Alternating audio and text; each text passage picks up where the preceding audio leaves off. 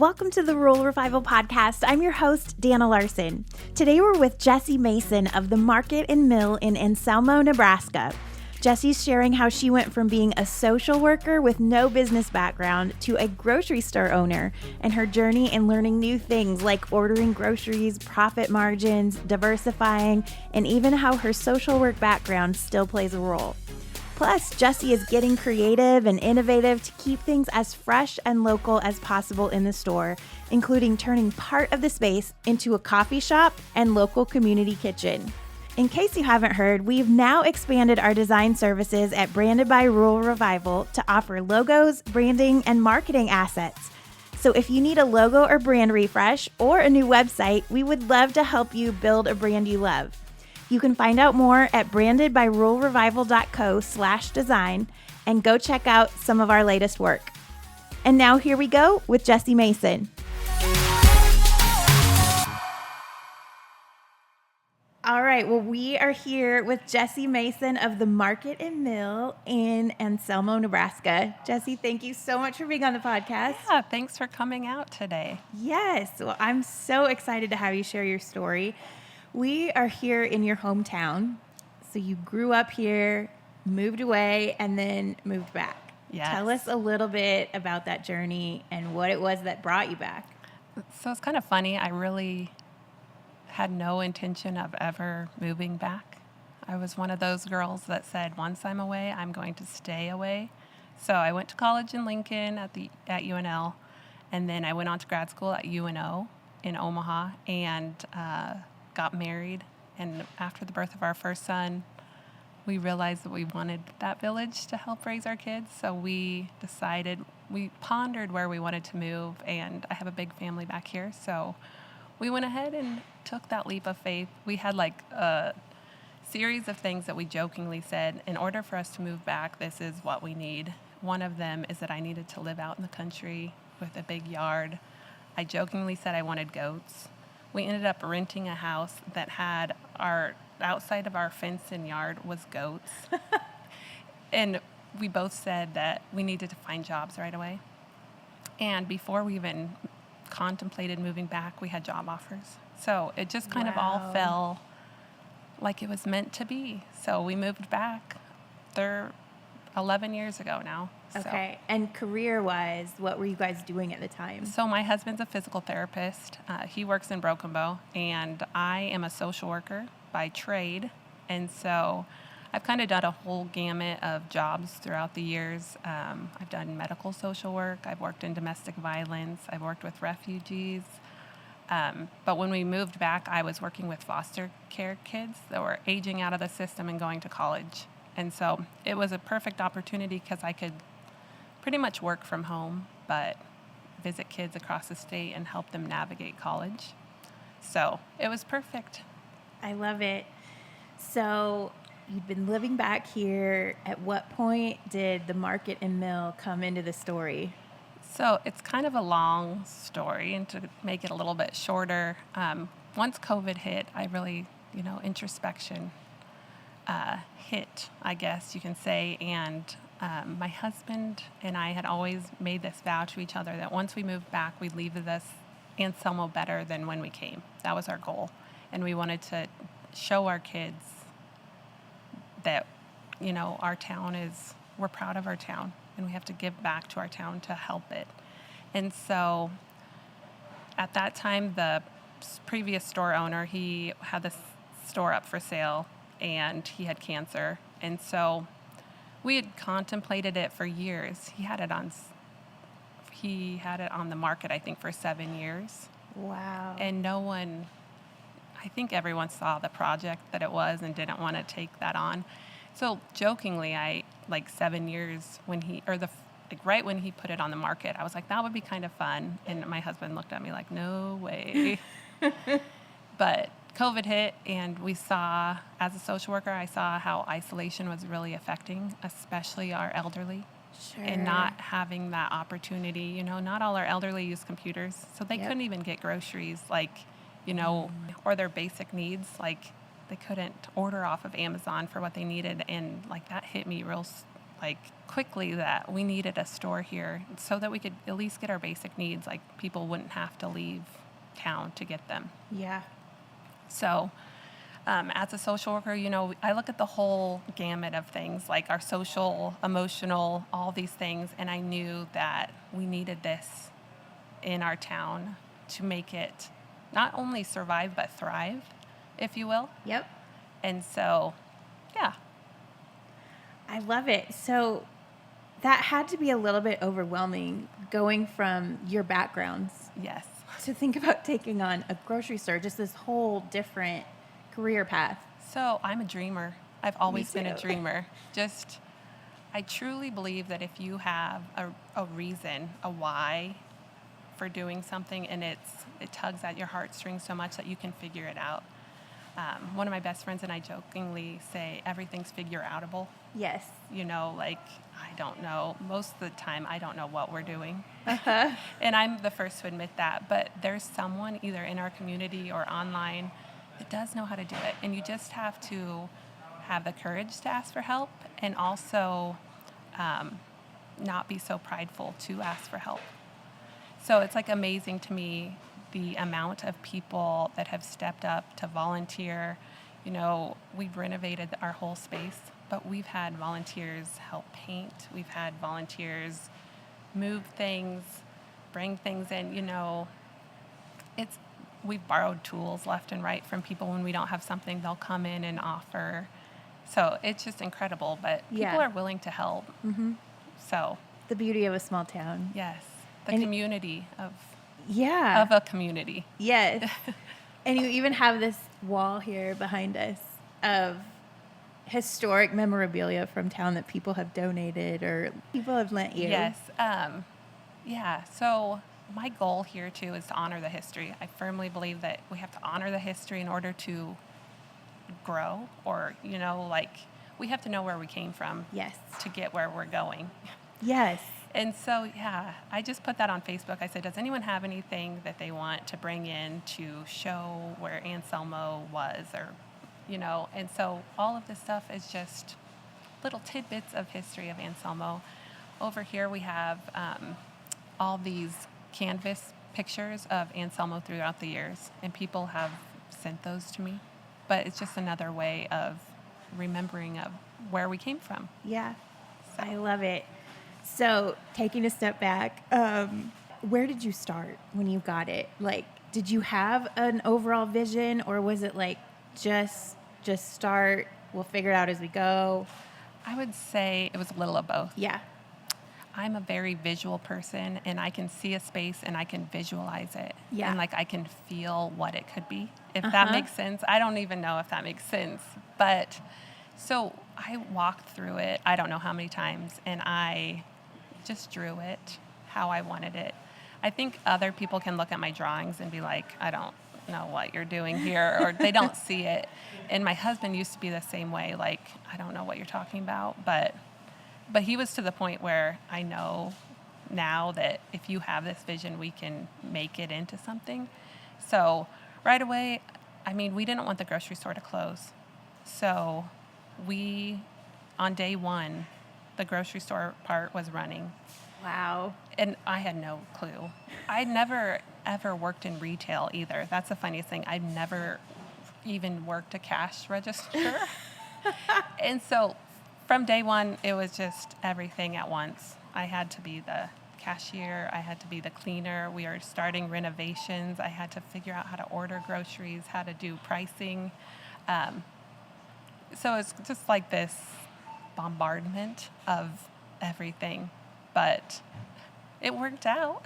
Yeah. Did you have some people that you could go to kind of be like, what do you know about running a grocery store? Yes.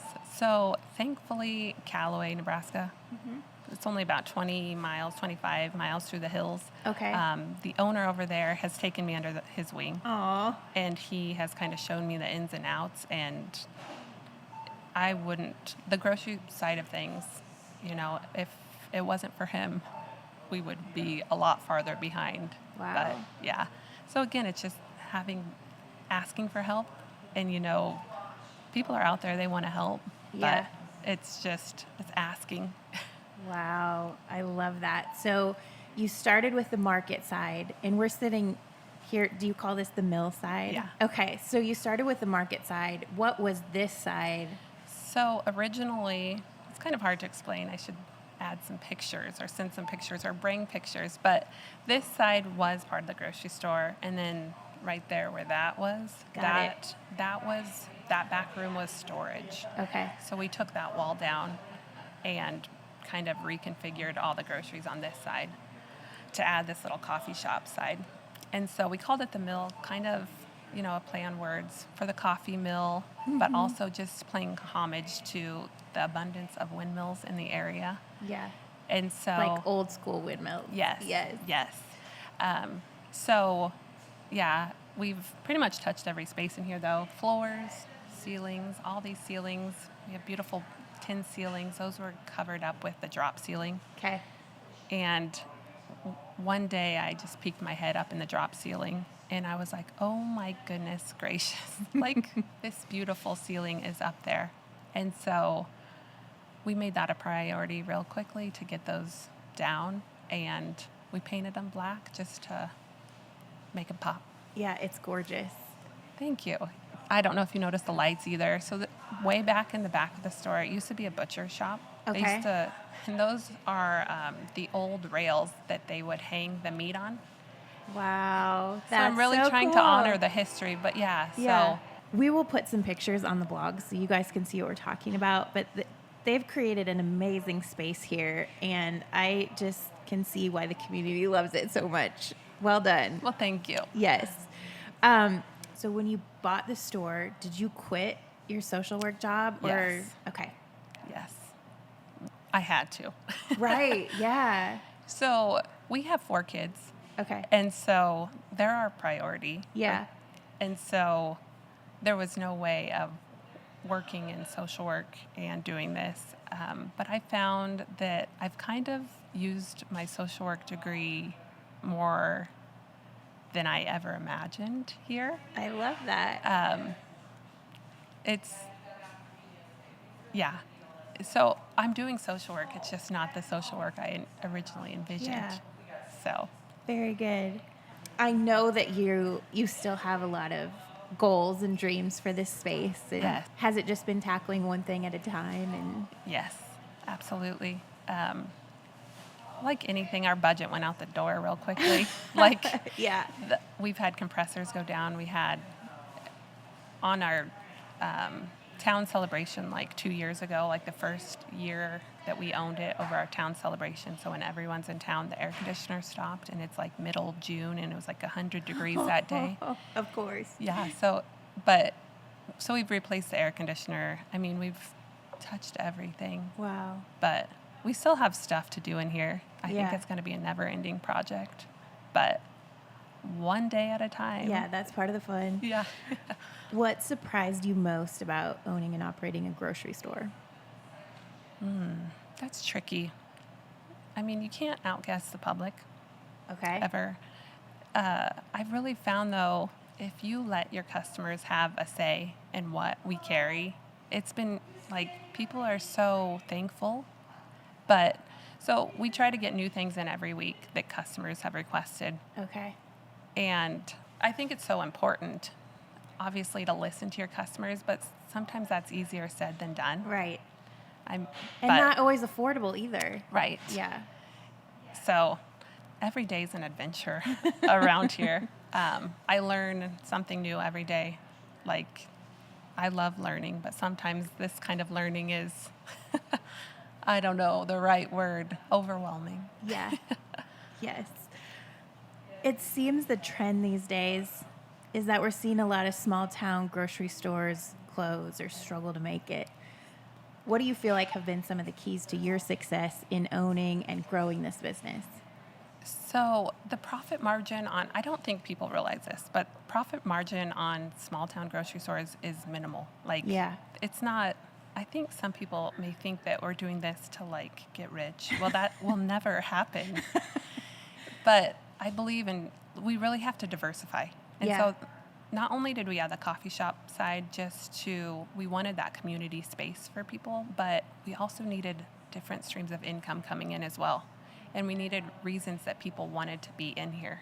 So it was kind of a twofold reason, really. But I think diversifying and adding as many things that you can do well under one roof that we call a grocery store is so important. Yeah. We have some future plans as well. Our next big project we're working on is aeroponic grow towers. Okay. I am not familiar with that. So it's like a hydroponic, where they use water to grow plants. Got it. Okay.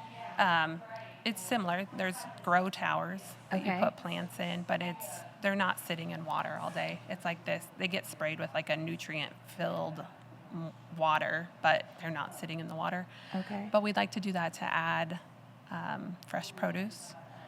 I love it. Yeah. So we would love to keep things as local as they can be. Uh-huh. We only get one freight truck a week. So like most grocery stores get them at least 2 times. So we like piggyback and we'll get some items like fresh produce on Callaway's second truck. So I Okay. drive over there, one of our employees drives over there every week and we get some additional produce and stuff. But that's another thing we're working on to try to keep things as fresh and local. When we bought the place, I sent out a survey. Okay. What people wanted Yeah. in the grocery store. And the top 2 things were produce and alcohol. Okay. So right away, we bumped up produce. And right away, our sales on produce shot up. But it's hard to keep, if you're only getting 1 truck a week, it's hard to keep it as fresh as we would like it. Yeah.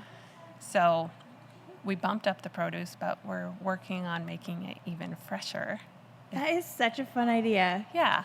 And then we got alcohol as well. And it's just giving the people what they want. Yeah. So, but So good. So you recently had some wildfires in the area and you were able to give back. yes, it still gives me goosebumps. That whole day, it was just the eeriest day. It was April 13th, Friday the 13th. But the temperature was like 90 for April and just low humidity. And you could just feel that, like, that eerie feeling that something not good is going to happen. Uh-huh. And that afternoon so the fire hall is just across the way. So trucks started going out and we knew right away. This isn't good. We knew that the fire department always calls us so when they're heading out. If they know it's going to be a big fire, they stop by and we have coolers that we have in the back and we just fill them up with Gatorade or Propel or whatever water. And they called and said, hey, we need some coolers. And so we got those ready and had them waiting outside for them. But that fire just exploded. I mean, the winds were howling that day too. So, but this became the hub the fire hall has always been the hub for fires in the past, but we have a community kitchen in the back, like a commercial kitchen that we renovated and built. I didn't ever tell you that, I guess. No, that's awesome. We'll go back to that. Yeah, so we had just pretty much finished that, installed the counters like days before this happened. Oh, wow. And when we knew how bad the fire was, I put a plea out on Facebook. I said, anyone that can come in and start assembling sandwiches, please do, and we're just going to meet here. Within like 15 minutes, I think there was 20 of us back there, and I think we made 200 sandwiches like immediately, and we had volunteers out, giving sandwiches to all the fire.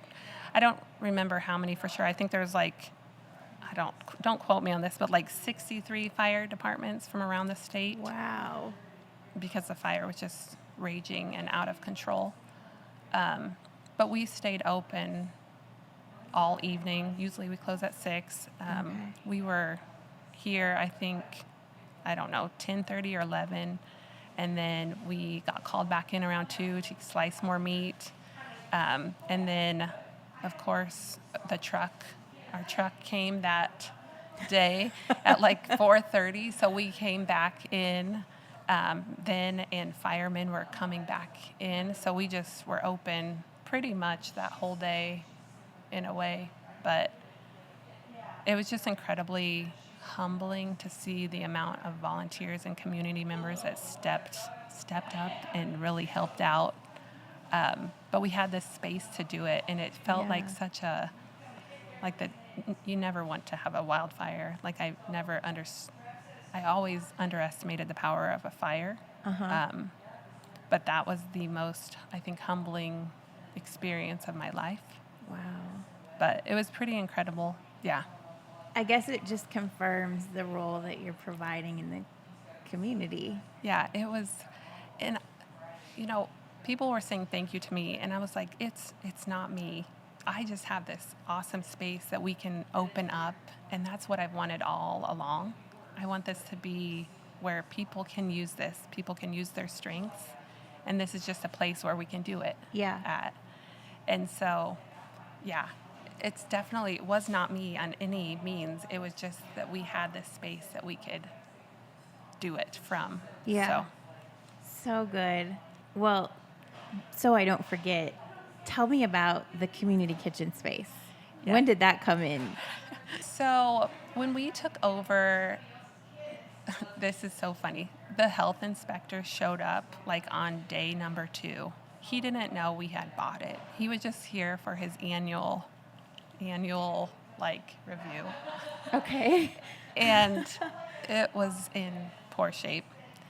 I still remember. I mean, we had like holes in the floor and the tile, like everything. There was issues everywhere with the actual building. But so we're behind the meat counter back there, and that's where they had done like their meat slicing before. Okay. And it was just it needed like every square inch touched. And he showed up and he was like, well, do you want me to, I knew it was not going to be pretty. And he said, well, I'm not sure where to start. And I was like, yeah, me neither. But I was trying to show him the vision of what was in my head. And again, I don't know if I communicate very clearly with my visions sometimes. So I'm like really trying to like be kind to him, but show him that we did have big plans. Yes. But we were talking back by the meat counter, and like he was telling me, he's like, you need new walls, you need new floors, you need new surfaces for counters, and the list just kept going on. And I knew it at the time, but our plan was to renovate that space just so we could still continue to do what we were doing back there. And then after he left, I was like, there is no way that we're going to be able to renovate and keep this, like the deli open while we do it. And then the wheels started turning. And so I talked to my husband. I'm like, we have this space in the far back. It wasn't heated or cooled or anything. And I'm like, why don't we use this space and create this commercial kitchen? It works for us, for our deli, what we need to do back there. But I want it to be a space for the community to be able to use as well. And so it's become a commercial kitchen, but the community can use it. Okay. We have an oven that's going to be installed. So we have like some people that want to do baking. Yeah. But they don't have their cottage permit. Yes. So this is going to be a space that they can do it out of. Great. So we have some fun projects coming up that I'm not going to make public yet because it's not my place to do it. But there's going to be some fresh baked goods coming out sooner than later. Okay. So everybody follow along. Yeah. But I believe in strengths-based. And so I truly believe that everyone has a strength that they should offer to the world. Yeah. And sometimes we get caught up where you get in a job where you have to do all these things, whether you like them or not. Mm-hmm. And I truly believe that if we find our strengths and base our jobs around those strengths, like it's making the world and our community so much better. So true. And it makes the little things that aren't as fun in our jobs manageable because you're focusing on your strengths and what you're good at. Yeah. And that's what I see as that kitchen space, like getting some of these people that have these talents in the kitchen and giving them a space to do it. So good. So good. What does it mean to you to be able to have a business here in your hometown? Gosh, that's a hard one. I just never thought, I never in my wildest dreams thought we would be here doing this. But it's such an honor. Yeah. It's incredibly, like, small towns are so important. And I know you know that. But it's such an honor for me to be able to continue growing Anselmo. Yeah. Like, incredibly humbling to be here and to be able to do that. So good. What has the business done for your community? Like, did they embrace it right away? yes. Awesome. I think it offered hope. Wow.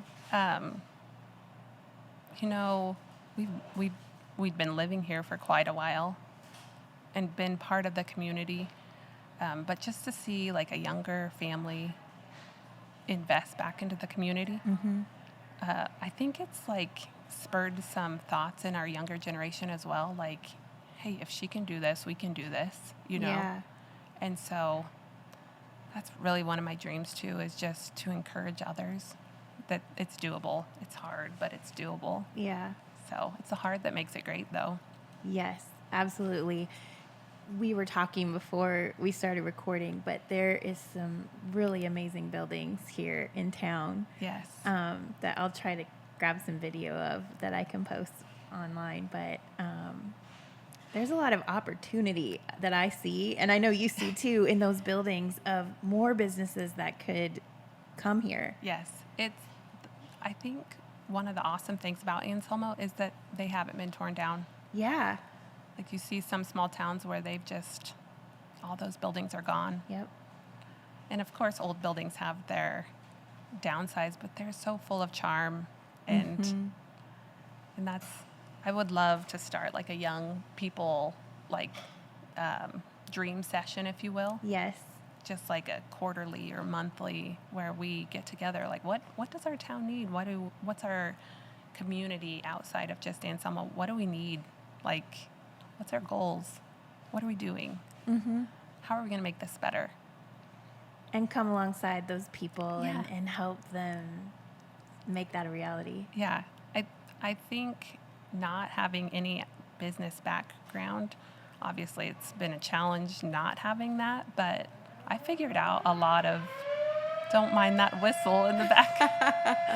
It terrifies some people. That's just I don't know what time it is. Oh, it's 1 o'clock. 1 o'clock. That's The 1 o'clock whistle. Go back to work. I don't know. But yeah, not having the business background though, like definitely has its disadvantages, but it also, I've had to get like creative and I've had to figure things out that I don't know if I would have learned if I like would have went to business school. Like there's certain things you just have to like learn as you're going, you know? Yeah. And so, but I want people to see this store and this place as like encouragement.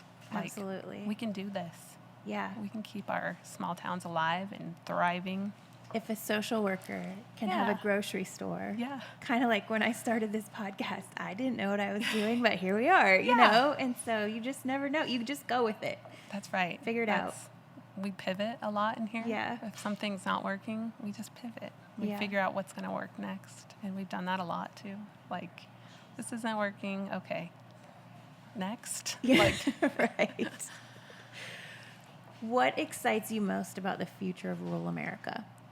I value small town America so much and the people that come out of it. And it's just incredibly exciting to me to think that people are starting to get on board. Like seeing these little small towns with their own little unique little bits, like it's exciting to me to see, to know that we're not going to die. We're going to thrive. We need Yeah. these small towns and these communities, and it's exciting. Yeah, so good. So how do we follow along with you and everything you have going on? Yeah, you can follow us on Facebook. Okay.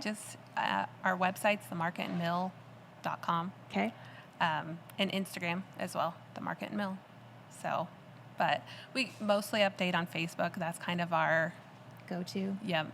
Okay. So you can kind of see the renovations. We try to post some of those. If you go back on our feed-aways, you can see what it was before. Yeah. And I think that's really fun to see for the people not involved. Absolutely. We'll do some before and afters too on Yeah. our Instagram. People love seeing that. So Yeah. We had people right away coming in on a weekly basis just to see the changes being made. And so had this, like, we'll have people that come from, like, we had this guy come from Ansley every week. Ansley's about 40 miles. Okay. He would just come to shop in here at our little town How just to watch awesome. the progress, though. But that's what I'm like, that's what we're here for. And that's, Yes. But he found community in here, and he became one of ours and we became one of his. And it was just this awesome but it's expanded, Yeah. It's made our little county a little bit littler. Or our big county a little bit littler, if that makes sense. Yeah. Like our community has grown. They So might not good. live here, but they're still part of us. And how cool that you get to draw people in like that. And by the way, when I got here, the Nebraska Arts Council was here. It just happened to be touring, so you just never know. Yeah, it's fun to see and meet. We love the summer months around here. We get some tourists too. And it's just, you never know who you're going to meet in here. Yeah. And we're lucky to be right on the scenic byway. Oh, sure. So then, what's it called? The National Sandhills Scenic Byway.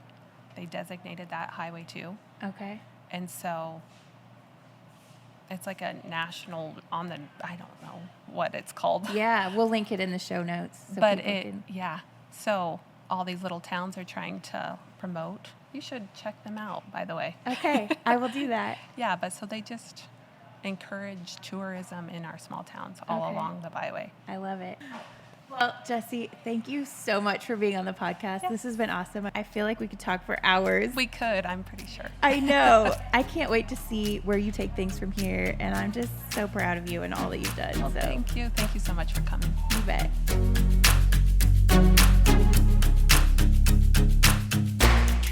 Well, I love how Jessi has jumped into this adventure of being a grocery store owner and how this business has become such a hub for the community.